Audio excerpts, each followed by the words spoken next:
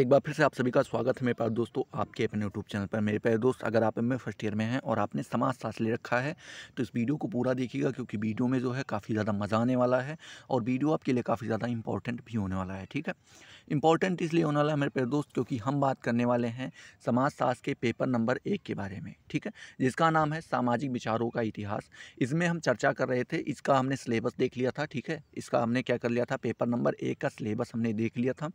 उसमें जो है आपकी एक क्लास हो चुकी है। ठीक है, एक क्लास मतलब 2 पार्ट में पहली क्लास हुई थी, तो वो 2 वीडियोज़ और एक सिलेबस का 3 वीडियो आपके चैनल पे पड़ चुका है। उसको आप जाके देख सकते हैं अगर अभी तक आपने उनको नहीं देखा है। ठीक है, आज हम बात करेंगे दूसरे क्लास के बारे में। दूसरा प्रश्न हमारा रहेगा और उसके ऊपर पूरा चर्चा करने का प्रयास करेंगे। ठीक है, तो देखते हैं आपका प्रश्न क्या बन के आता है। प्रश्न आपका दूसरा नंबर ये पूछ रहा है मेरे प्यारे दोस्त कि भारत में समाजशास्त्रीय विचारों, 1 मिनट कलर चेंज कर दें।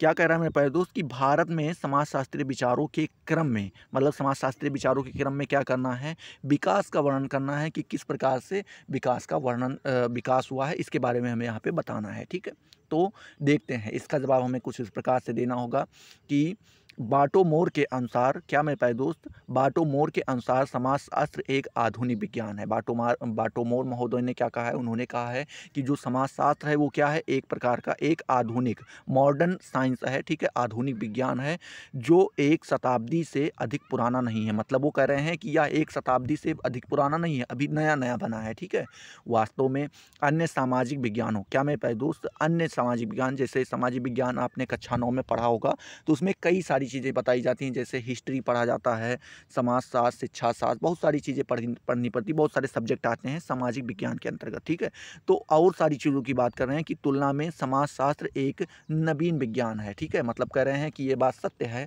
वास्तविकता ये है कि अन्य सामाजिक विज्ञान जो हैं हमारे, बहुत सारे और जो विषय हैं सामाजिक विज्ञान से संबंधित, उनमें सबसे नया जो है, अभी सबसे नया बना कौन सा है, समाजशास्त्र है। ठीक है, समाजशास्त्र ये एक नया विज्ञान है। ठीक है, उन सभी की अपेक्षा बात करें एक विशिष्ट एवं पृथक विज्ञान के रूप में समाजशास्त्र की उत्पत्ति का श्रेय फ्रांस के दार्शनिक अगस्त काम्टे को है। मतलब कह रहे हैं कि अगर देखें एक विशिष्ट और एक पृथक विज्ञान, मतलब कह रहे हैं कि एक यूनिक, विशिष्ट का मतलब आप समझ सकते हैं, यूनिक कह सकते हैं यहाँ पे, तो एक यूनिक और उसके बाद एक पृथक विज्ञान, मतलब एक अलग ही खुद का अपनी अपनी पहचान बनाने वाला जो ये समाजशास्त्र है, इसकी उत्पत्ति के श्रेय जो है फ्रांस के एक दार्शनिक हैं, दार्शनिक महोदय का क्या नाम है, उनका नाम है अगस्त काम्टे, उनके ऊपर जाता है। तो आपसे अगर कोई पूछे कि समाजशास्त्र के जनक कौन है, तो आप क्या बताएंगे, अगस्त काम्टे बताएंगे। ठीक है, आगे देखते हैं। आगे लिखा है कि जिन्होंने सन 1938 में, क्या कब मेरे प्यारे दोस्त, 1938 में समाज के नवीन विज्ञान को समाजशास्त्र का नाम दिया। मतलब कह रहे हैं कि जो समाज का ये समाज के इस नवीन विज्ञान को, मतलब जो समाज से संबंधित यह एक नया विज्ञान अभी उभर ही रहा था, उसको जो है नाम इन्होंने क्या दे दिया मेरे प्यारे दोस्त, समाजशास्त्र का नाम दे दिया। ठीक है, तब से समाजशास्त्र का निरंतर विकास होता जा रहा है। मतलब कह रहे हैं कि जब से, मतलब इन्होंने नाम दिया है तब से ये अभी तक रुका नहीं है, इसमें लगातार हमें जो है बदलाव देखने को मिलते हैं, इसमें विकास लगातार हो रहा है। काम्ट से पूर्व, मतलब अगस्त, जो आपके अगस्त काम्ट हैं, उससे पूर्व भी अनेक विद्वानों ने समाज का व्यवस्थित अध्ययन करने का प्रयत्न किया। मतलब कह रहे हैं ऐसा नहीं कि ये पहले व्यक्ति थे जिन्होंने समाज के बारे में सोचा और इन्होंने एक समाजशास्त्र, हमें नया सब्जेक्ट, नया विज्ञान दे दिया। ठीक है, इससे पहले भी कई विद्वान थे जिन्होंने क्या किया, समाज का एक व्यवस्थित अध्ययन करने के बारे में सोचा। ठीक है, उसके बारे में प्रयत्न भी किया, लेकिन एक स्वतंत्र विज्ञान के रूप में समाजशास्त्र अस्तित्व में नहीं आ सका। मतलब उन्होंने कोशिश तो की, लेकिन एक स्वतंत्र विज्ञान के रूप में उसे ये पेश नहीं कर पाए। ठीक है, हम लोगों के सामने उन चीज़ों को उन्होंने स्वतंत्र विज्ञान के रूप में नहीं पेश कर पाए। हमारे सामने स्वतंत्र रूप में किसने पेश किया, तो हमारे अगस्त काम्ट महोदय हैं। ठीक है, आगे आपका देखिए, यहाँ पे कई प्रश्न आपके बन सकते हैं। जैसे पहला तो बन गया कि समाजशास्त्र के जनक कौन है, तो आपके हो जाएंगे अगस्त काम्ट महोदय। फिर आपसे अगर पूछे कि समाजशास्त्र एक स्वतंत्र विज्ञान है, ठीक है, क्या समाजशास्त्र एक स्वतंत्र विज्ञान है, इसका श्रेय किसके ऊपर जाता है, तो इसका श्रेय भी किसके ऊपर जाता है, अगस्त काम्ट महोदय के ऊपर जाता है। ठीक है, तो इस प्रकार से घुमा फिरा के वो प्रश्न पूछ सकता है। आगे आपको लिखना होगा, समाज के अध्ययन की परंपरा उतनी ही प्राचीन है जितना मानव का सामाजिक जीवन।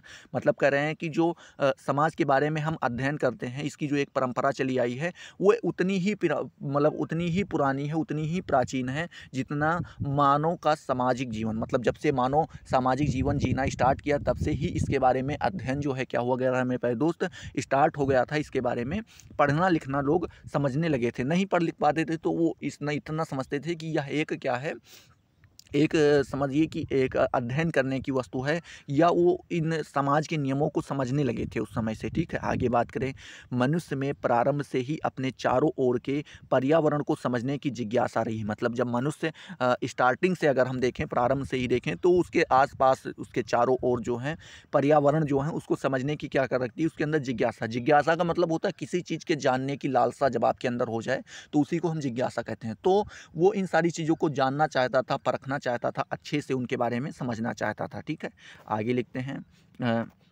कि उसे समय समय पर, क्या मेरे प्यारे दोस्त, उसे समय समय पर विभिन्न प्रकार की समस्याओं का सामना भी करना पड़ा। मतलब ऐसा नहीं हुआ कि वो एक अच्छा जीवन, खुशहाल जीवन जीते ही आए, उनको समय समय पे कई सारी समस्याओं का सामना करना पड़ा।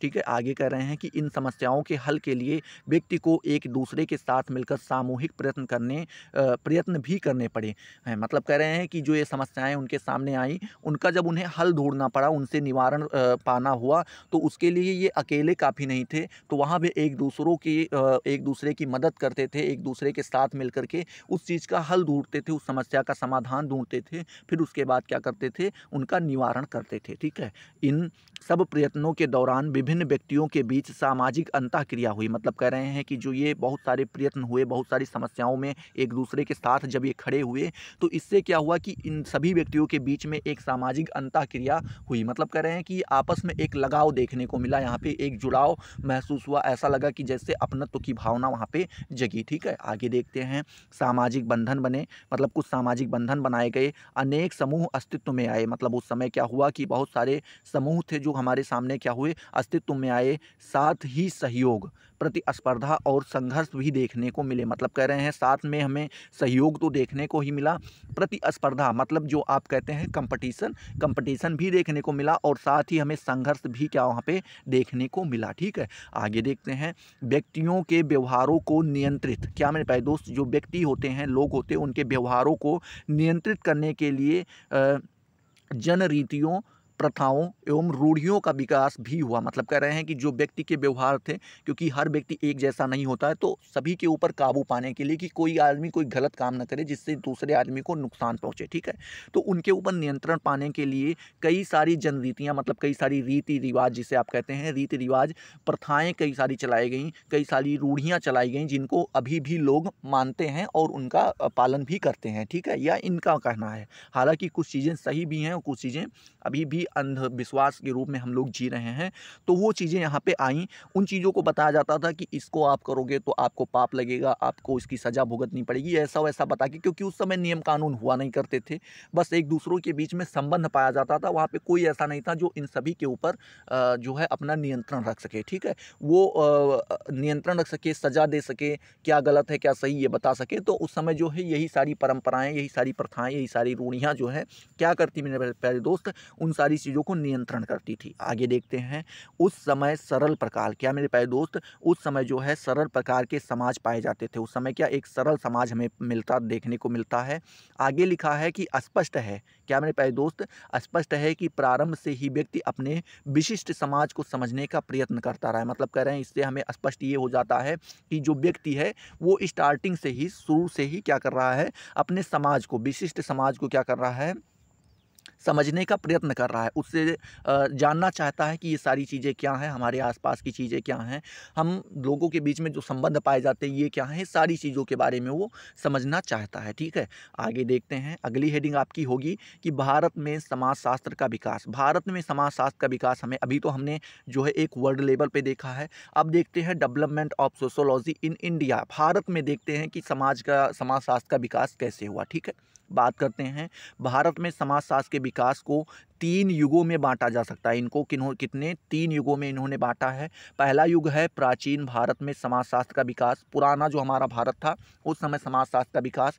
फिर दूसरा आपका जाता है भारत में समाजशास्त्र का औपचारिक प्रतिस्थापन युग। मतलब कह रहे हैं जब इसका एक औपचारिक प्रतिस्थापन, मतलब एक औपचारिक रूप से जो है इसकी प्रतिस्थापना की जाने लगी, उस समय का युग है, इसके बारे में पढ़ेंगे अभी। और तीसरा आपका आया स्वतंत्र भारत में समाज शास्त्र का व्यापक प्रसार युग, मतलब कह रहे हैं कि जब भारत स्वतंत्रता प्राप्त हुआ 1947 के बाद से समाज शास्त्र का जो एक व्यापक प्रसार हुआ, उस युग के बारे में भी हम क्या करेंगे, चर्चा करेंगे। ठीक है, तो चलिए देखते हैं।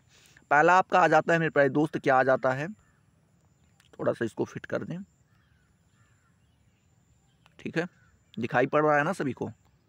हाँ, चलिए, वीडियो अगर आपको पसंद आ रहा है तो फटाफट लाइक करते रहो, क्योंकि हम भी मेहनत करते हैं आप ही लोगों के लिए। जब आपका कोई रिस्पांस नहीं आता तो हमारा भी मन टूट जाता है। ठीक है, तो आप कोई ऐसा काम ना करें जिससे हमारा भी मन टूटे। आपको क्या करना है, हमारी मदद करनी है। और मदद किस प्रकार से होगी, आप लाइक करो, कमेंट करो, अपने रिस्पॉन्स बताओ, सर वीडियो कैसा लग रहा है, समझ में आ रहा है, नहीं समझ में आ रहा है, और बनाना नहीं बनाना है, कुछ तो मतलब अपने बारे में या कुछ भी आप कमेंट सेक्शन में जब आते हो तो हमारा और आपका एक क्या हो जाता है, संबंध पैदा होता है। ये सामाजिक इसी को तो समाज शास्त्र कहते हैं। जब आप हमसे और आप हमसे, हम आपसे जब कनेक्ट हो जाएंगे तो यही एक समाज है। जब आप कई लोग आपस में समझ में आएंगे, बातचीत करेंगे, कमेंट सेक्शन में आएंगे, ठीक है, अपना परिचय देंगे, ये सारी चीज़ें आप करते रहिए और माहौल बनाइए। एक माहौल में ही पढ़ाई होती है, ना कि बिना माहौल के कोई भी पढ़ाई की जा सकती है। ठीक है, चलिए देखते हैं। पहली नंबर हेडिंग आपकी क्या है, प्राचीन भारत में समाज शास्त्र का विकास। ठीक है, ये आपका क्या है, पहली हेडिंग है। कलर चेंज करते हैं। प्राचीन भारत में क्या हुआ, समाजशास्त्र का विकास किस प्रकार से हुआ, इसके बारे में हम जानने का प्रयास करते हैं।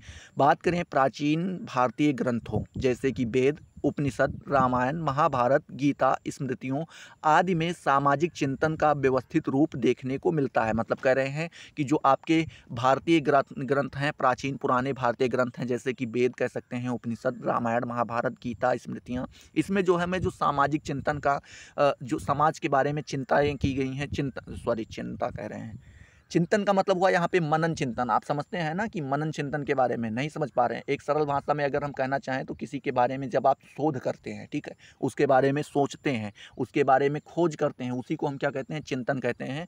तो जो सामाजिक चिंतन का एक व्यवस्थित रूप देखने को मिलता है, उसमें क्या होता है, हमें इसका जो है एक व्यवस्थित रूप देखने को मिलता है। ठीक है, इसका सामाजिक चिंतन का इन ग्रंथों के सूक्ष्म अवलोकन से ज्ञात होता है। मतलब जब इनका हम अवलोकन करते हैं, इनके बारे में जानने का प्रयास करते हैं, तो हम सूक्ष्म रूप में कह सकते हैं कि यहाँ उस समय काफ़ी उन्नत प्रकार की सामाजिक व्यवस्था थी। मतलब कह रहे हैं कि यहाँ पे काफ़ी उन्नत, मतलब काफ़ी अच्छे से ये डेवलप हो चुकी थी उस समय की जो सामाजिक व्यवस्था थी। ठीक है, और जीवन के आवश्यक मूल्यों पर गहरा चिंतन प्रारंभ हो चुका था। मतलब कह रहे हैं कि जो हमारे जीवन के आवश्यक मूल्य हैं, ठीक है, जो बहुत सारे मूल्य हैं, उन पे क्या हुआ, गहरा चिंतन क्या हो गया था, आरंभ हो चुका था। उसके ऊपर चिंतन करना लोग स्टार्ट कर दिए थे। ठीक है, साथ ही उस समय सामाजिक व्यवस्था को बनाए रखने वाले आवश्यक तत्वों पर भी गंभीरता से विचार चल रहा था। मतलब कह रहे हैं कि साथ ही अगर देखें उस समय तो जो सामाजिक व्यवस्था है उसको बनाए रखने के लिए जो हमारे आवश्यक तत्व हैं, ठीक है, जैसे कि एक नियम होता है, कानून होता है, इन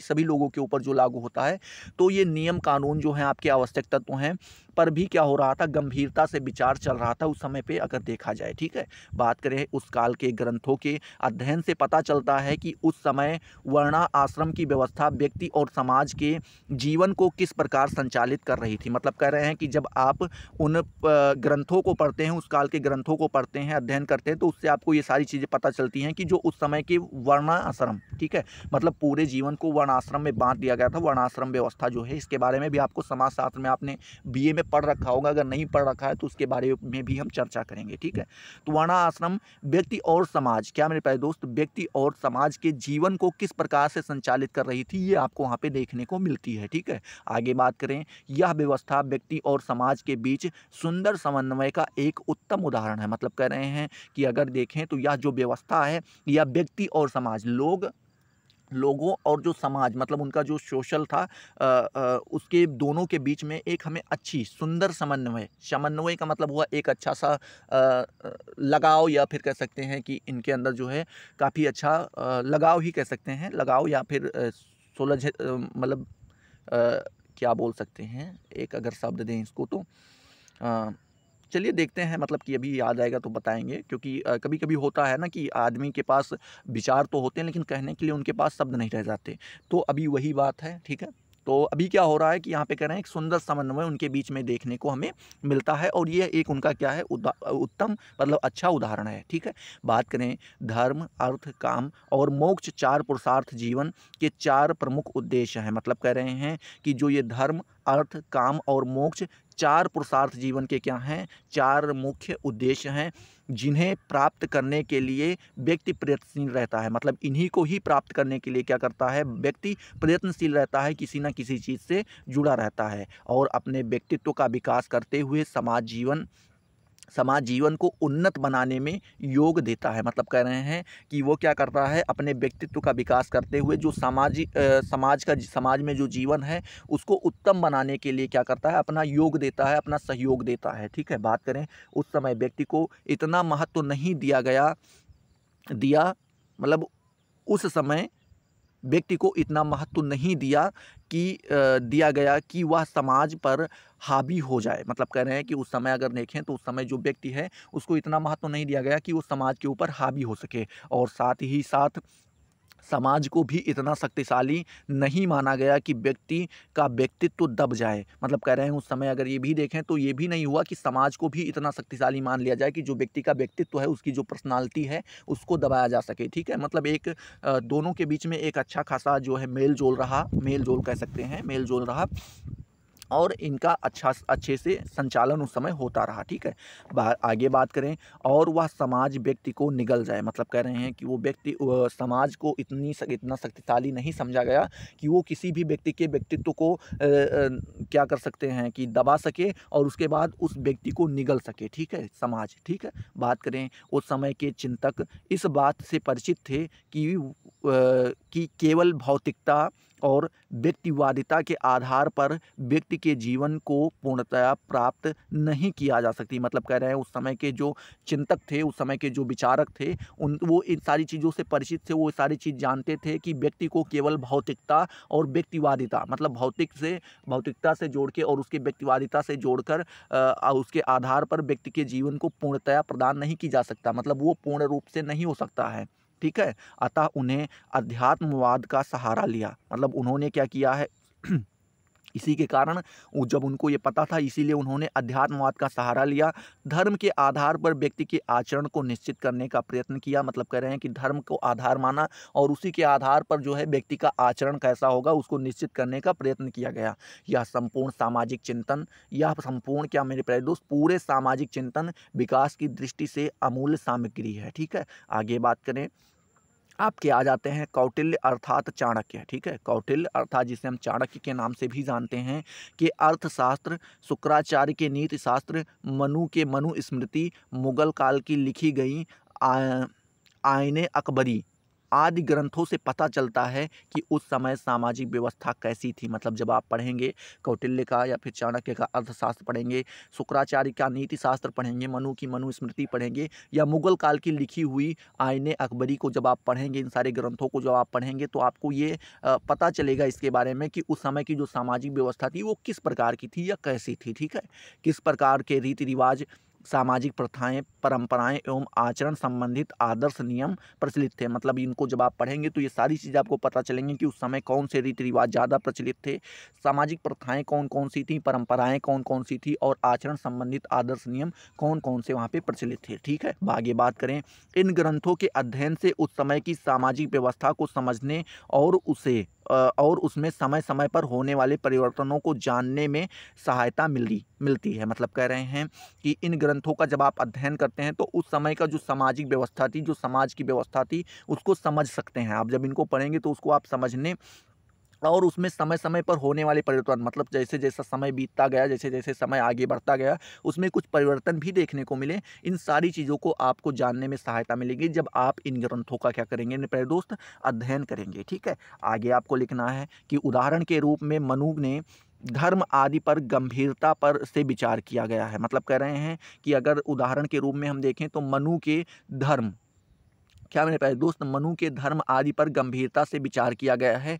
इस ग्रंथ ने समाज के भावों, क्या मेरे प्यारे दोस्त, समाज के भावों स्वरूप को निर्धारित करने में काफ़ी योग दिया है। ठीक है, आगे बात करें, प्राचीन ग्रंथों का समाजशास्त्रीय दृष्टि से अध्ययन करने की दशा में प्रोफेसर विनय कुमार सरकार, प्रोफेसर ब्रजेश नाथ, ठीक है, उसके बाद डॉक्टर भगवान दास एवं प्रोफेसर केवल मोतवानी, ठीक है, कौन, केवल मोतवानी ने महत्वपूर्ण योगदान दिया है। मतलब कह रहे हैं कि ये जो प्राचीन ग्रंथ हैं, इनका जो समाजशास्त्रीय दृष्टि से आप अगर अध्ययन करना चाहें तो इसमें आप जो है इन लोगों की सहायता ले सकते हैं। इनकी अपनी बुकें वगैरह छपी हैं, किनकी प्रोफेसर विनय कुमार सरकार की देख सकते हैं, प्रोफेसर ब्रजेंद्र नाथ की देख सकते हैं, डॉक्टर भगवान दास की देख सकते हैं, प्रोफेसर केवल मोतवानी की आप देख सकते हैं। इनका काफ़ी ज़्यादा योगदान रहा है। इन्होंने इसको समझने में समाजशास्त्रीय ढंग से समझने में, समाजशास्त्रीय दृष्टि से समझने में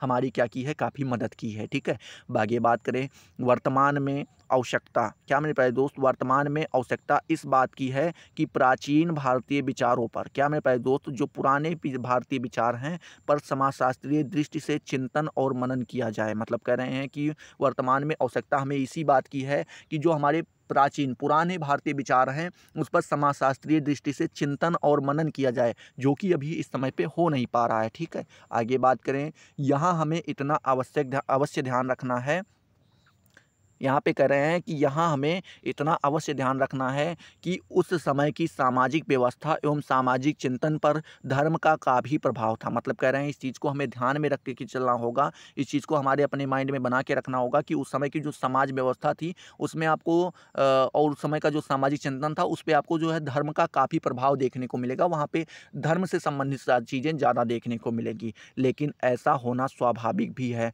उस समय का अगर ऐसा आपको देखने को मिल रहा है तो ऐसी क्या है, एक स्वाभाविक सी बात है, इसमें आपको घबराने की आवश्यकता नहीं है। इसका कारण यह है कि समाज व्यवस्था के निर्माण में समाज विशेष की संस्कृति, क्या मैं पहले दो, समाज विशेष की संस्कृति एवं विशेषताओं का काफ़ी योगदान होता है। मतलब कह रहे हैं जब आप समाज व्यवस्था का निर्माण करते हैं,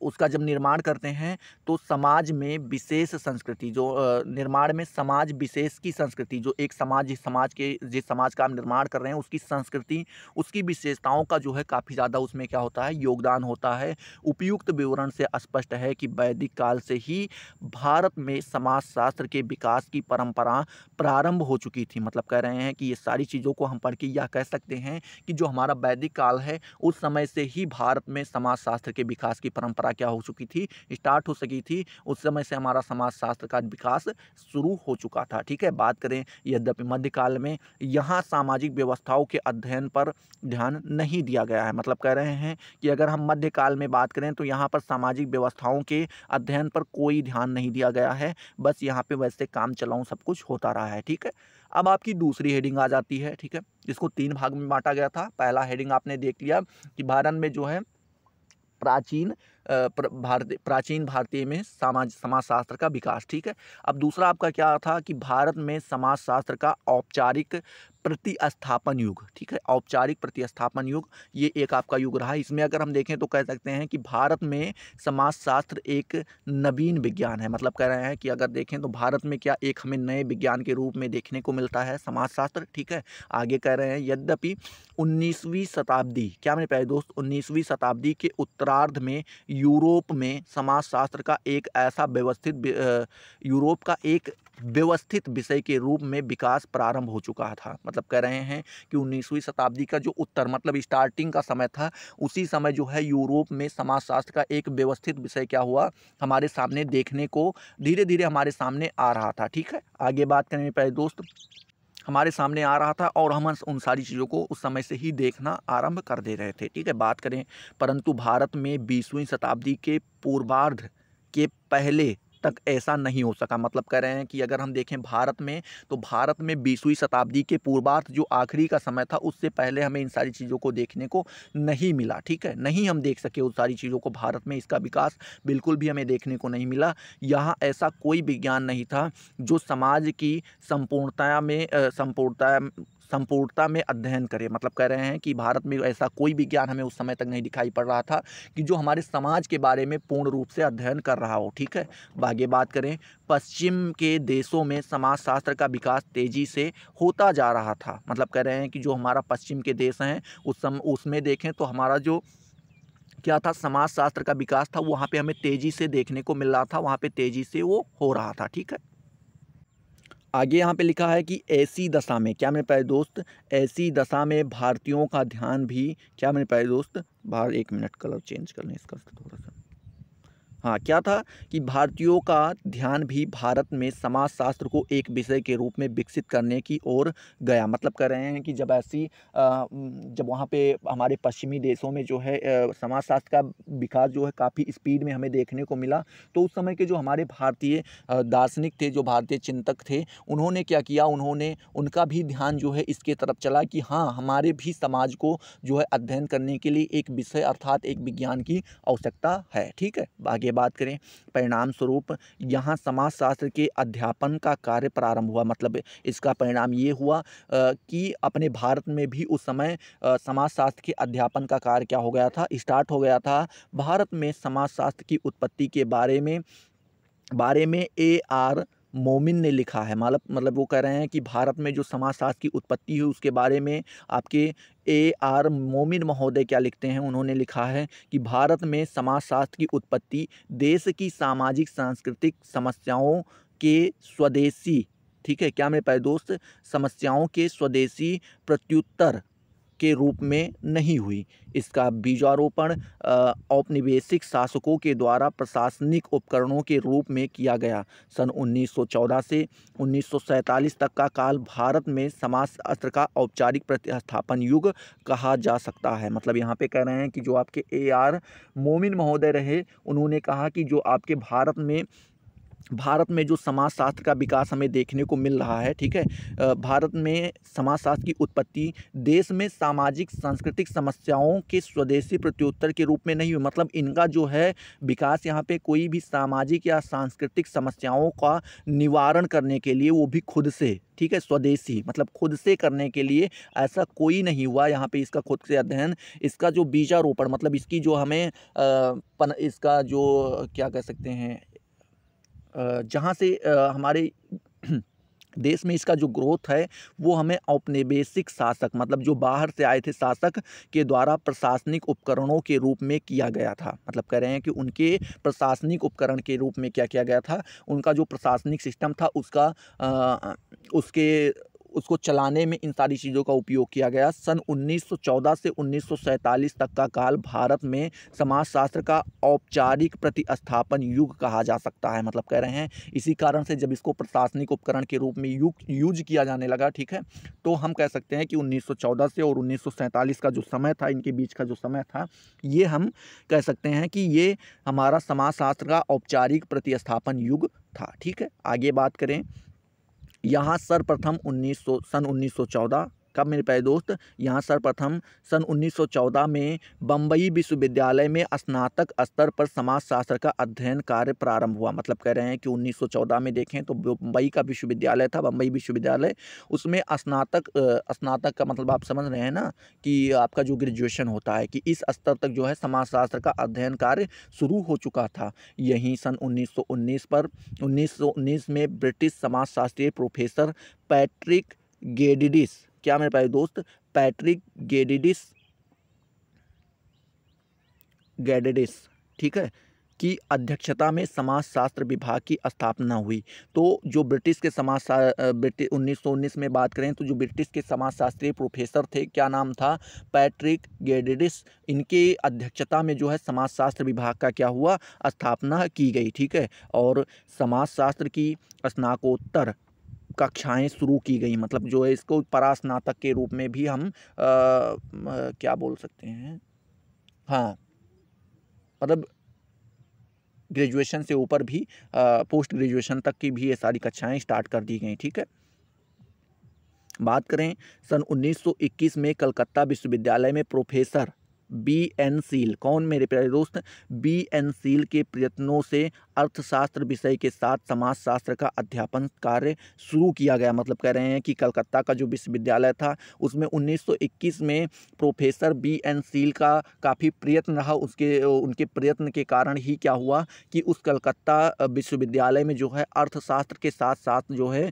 समाजशास्त्र का अध्यापन कार्य भी वहाँ पे शुरू हो गया। डॉक्टर राधा कमल मुखर्जी, कौन मेरे प्यारे दोस्त, डॉक्टर राधा कमल मुखर्जी, विनय कुमार सरकार, डॉक्टर D.N. मजुमदार, ठीक है, प्रोफेसर N.K. बोस जैसे प्रतिभाशाली विद्वान डॉक्टर B.N. सील के ही विद्यार्थी थे। मतलब कह रहे हैं कि जो ये आपके देखने को मिलते हैं यहाँ पे प्रतिभाशाली विद्वान जो देखने को मिलते हैं, कौन कौन से, डॉक्टर राधा कमल मुखर्जी, ठीक है, विनय कुमार सरकार, डॉक्टर D.N. मजुमदार, उसके बाद आपके प्रोफेसर N.K. बोस, ये सारे जो हैं किसके स्टूडेंट थे, किसके विद्यार्थी थे, तो ये आपके थे डॉक्टर B.N. सील महोदय के विद्यार्थी थे। ठीक है, आगे उन्होंने आगे चलकर समाजशास्त्र के विकास में काफ़ी योग दिया। मतलब कह रहे हैं कि यही लोग जो इनके स्टूडेंट्स थे, इन्होंने जाके आगे चल के समाजशास्त्र के विकास में काफ़ी योगदान दिया, काफ़ी अच्छा योगदान दिया। सन 1921 में लखनऊ विश्वविद्यालय में अर्थशास्त्र विभाग के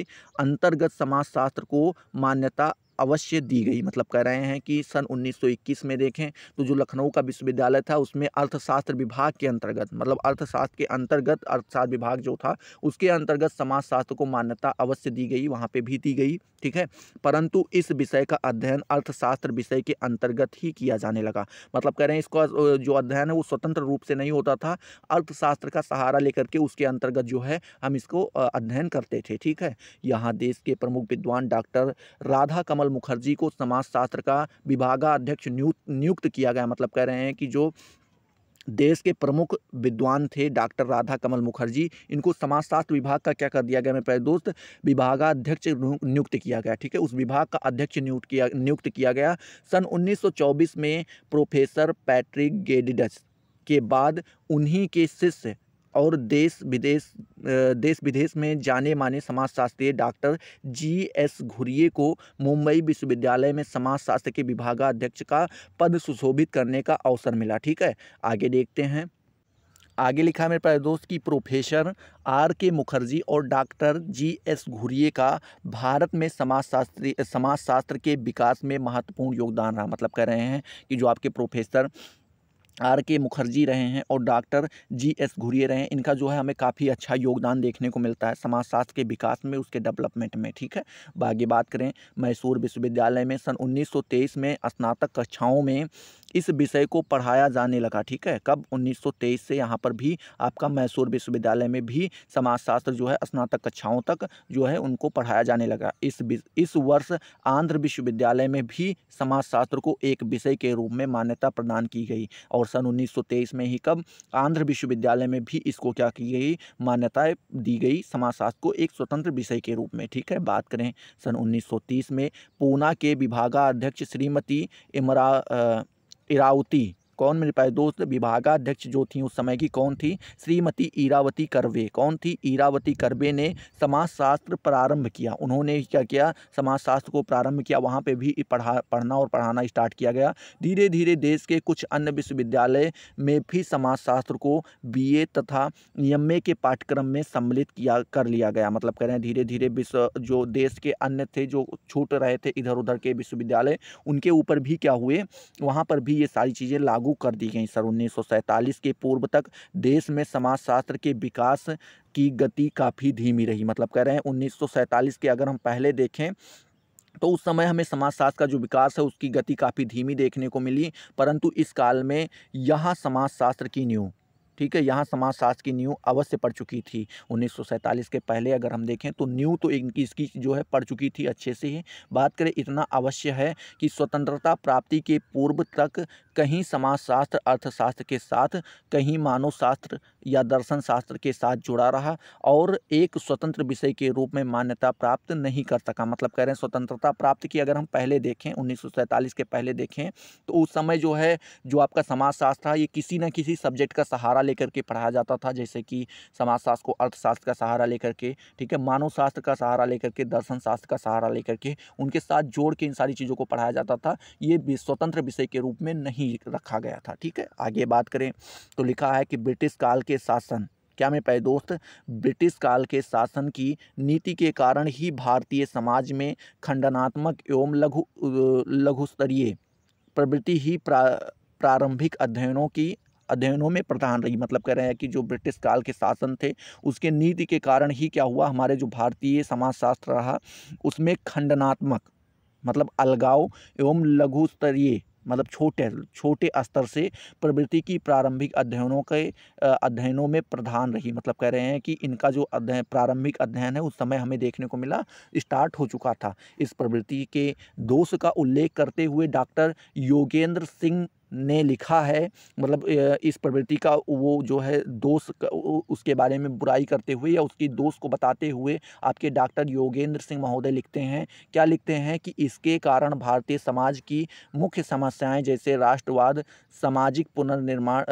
सामाजिक पुनर्निर्माण आदि पर कोई ध्यान नहीं दिया गया है। मतलब कह रहे हैं कि इसके कारण जो है हमें भारत में राष्ट्रवाद और जो सामाजिक पुनर्निर्माण पे इस पर कोई ध्यान देखने को नहीं मिलता है। इस काल में ब्रिटिश अवधारणाएं, क्या मैं पहले दोस्त, जो ब्रिटिश अवधारणाएं हैं और विधियां ही भारतीय समाजशास्त्रियों की आदर्श रही हैं। मतलब कह रहे हैं कि उस काल में जो है ब्रिटिश की जो अवधारणाएं रही उस समय की उस समय की ब्रिटिश की विधियां रही भारतीय समाजशास्त्रियों की क्या रही मेरे प्यारे दोस्त, आदर्श रही। ठीक है, आगे देखते हैं तीसरी नंबर हेडिंग जो आपकी थी, तीसरा भाग जो इसका था वो था कि स्वतंत्र भारत में समाजशास्त्र का व्यापक प्रसार युग। मतलब कह रहे हैं 1947 के बाद जो भारत में स्वतंत्रता प्राप्त हो जाने के बाद जो समाजशास्त्र का व्यापक प्रसार हुआ उसके बारे में हम पढ़ते हैं। तो यहाँ पे लिखा है कि सन 1947 में स्वतंत्रता प्राप्ति के बाद यह युग प्रारंभ होता है। मतलब कह रहे हैं कि सब 1947 में स्वतंत्रता प्राप्त हुई उसके बाद से ये युग क्या होता है, प्रारंभ होता है।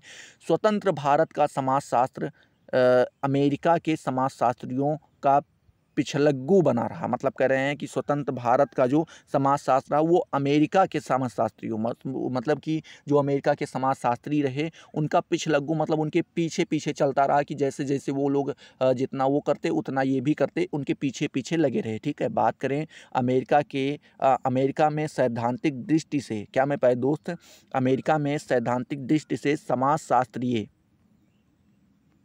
समाजशास्त्रीय अनुसंधान के निष्कर्षों का, क्या मेरे प्यारे दोस्त, समाजशास्त्रीय अनुसंधान के निष्कर्षों का राजनीतिक व प्रशासनिक उपयोग किया जाता है। ठीक है, आगे बात करें और पद्धति शास्त्रीय, क्या मेरे प्यारे दोस्त, पद्धति शास्त्रीय दृष्टि से वह संकुचित और लघु क्षेत्रों के अध्ययन में रुचि रखता है। ठीक है, आगे लिखा है कि स्वतंत्र भारत में भी समाजशास्त्र में ये दो प्रवृत्तियां दिखाई देती हैं। जो अगर हम देखें तो ये हमारे जो स्वतंत्र भारत है इसमें भी ये दो प्रवृत्तियां हमें देखने को मिलती हैं। इसी संदर्भ में प्रोफेसर मदान महोदय लिखते हैं, क्या लिखते हैं कि हमारे नवोदित समाजशास्त्रीय भारतीय समाज के, क्या मेरे प्यारे दोस्त, जो हमारे, इनका मतलब ये है कि जो हमारा नवोदित मतलब जो अभी नया नया हमारे सामने आया है, नया नया उदित हुआ है। ठीक है, बात करें समाजशास्त्रीय भारतीय समाज के, ठीक है, समाजशास्त्रीय भारतीय समाज के अध्ययन में उन्हीं प्रश्नों की व्याख्या करने का प्रयत्न करते हैं